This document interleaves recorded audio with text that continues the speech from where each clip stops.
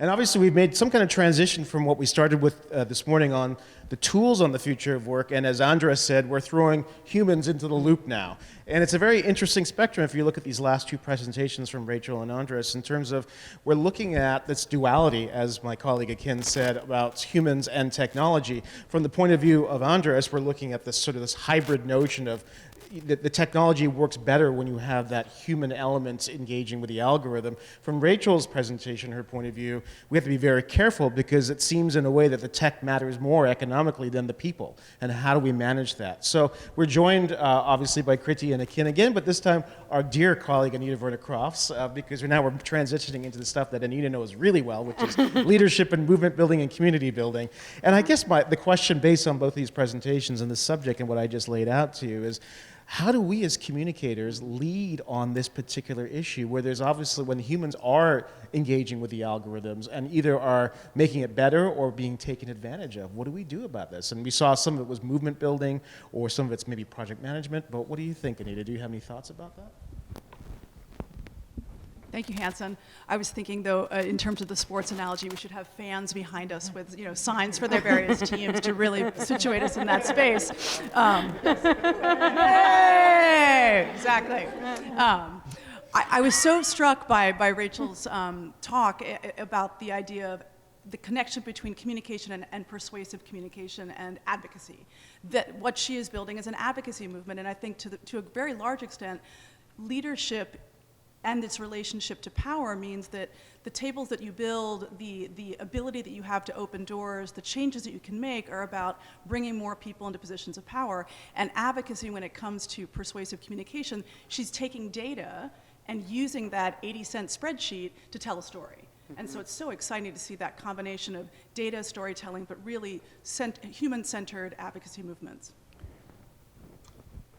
So I have experience with gig economy in the context of customer service and I was talking to you about the work that I did in Microsoft, right? What was really interesting and what I loved about Microsoft's procurement team was that they're very clued into gig economy and gig workers and how, if a brand like Microsoft will start working with more freelancers, then what are the policy changes that need to happen? What are the people that are making procurement decisions and using Microsoft procurement dollars to go and invest and say, okay, we're going to work with knowledge workers that are complementing our existing workforce. And therefore, policies and we received guidelines like, you've got to have minimum wage coverage in the contracts that you sign with people that are providing gig as a service into your organization. So, that was one way in which we kind of enforced or encouraged to say, we need guarantees that if we're going to work with company X, Y, or Z that are providing us freelancers, whether they're knowledge workers, et cetera, that we build in some of these checks and balances into how procurement dollars get invested. Mm-hmm. And I was just going to say in terms of, one thing that was really striking for me is, and this was again going back to both Andrés and Rachel's talk, is this notion of hybridity. Right? So we don't live in this machine age. We live in a hybrid age where there's complexities of labor and complexities of interaction between labor and technology that's at the core of these exchanges. I did not know when I said things to Alexa that someone was potentially hearing me, right? I'm usually angry at Alexa for not understanding my accent and understanding my husband, who's American, right? So I did not know, right, that there was someone that could be, and this is, again, not all the time, right, that could be tasked. So we have to maybe understand systems better, right, as leaders, as folks who are interacting with people and technologies. What's happening? How much of it is technology? Who are the people? What type of tasks they're doing? Is it more mundane, right? So, for instance, in the case of Andrés' presentation, if you are asking a tool to schedule a meeting, what happens to the person who did that work?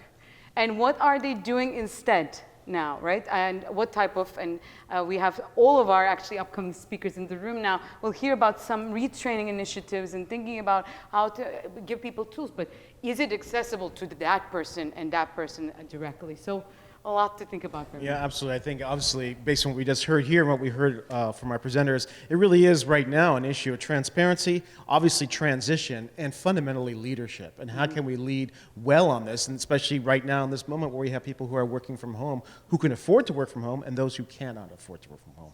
So thank you very much for that. And with that, we will transition to our next section, correct, Kim? Exactly. So we are going to move into another section where we're going to look at tools, and we're going to take, again, a critical stance of opportunities and a scope of how to engage with organizations and people as they face challenges and as they understand this transformed hybrid space. So the next two speakers are directly building on the first two. So I'm going to turn it over to Akhtar Badshah, who's an innovator, catalyst, and who is actually working on a number of issues that directly relate to our content today. He's going to tell us particularly today how storytelling and communication will increase the power of moving from me to we.